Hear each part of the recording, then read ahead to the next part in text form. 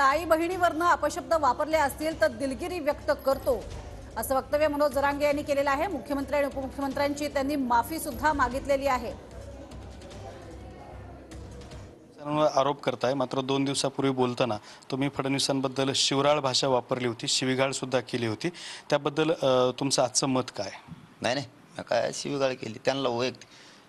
बघ, सरकार आणि त्यावेळेस कसं होतं, अनावधानाने होतं ते, आमरण उपोषण आहे एवढं मोठं, त्याच्यात ते झालं। आणि आई बहिणीवरून नाही नसतील दिल्या मी, आणि जर दिले असतील तर त्यांनी ते विधानसभेत बी घेतलं म्हणून कळालंय मला, की त्यांनी विधानसभेत घेतलं की आई बहिणीवरून हे दिल्या। ते जर विधानसभेच्या पटलावर बोलले असतील असं बोललेत, मी सुद्धा ऐकलंय बाहेरूनच।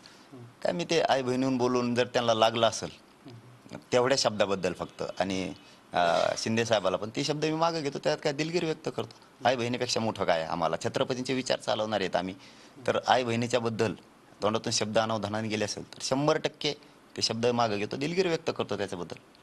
कॅमेरामन प्रसाद सोबत दत्ता कानवटे, TV9 मराठी, छत्रपती संभाजीनगर।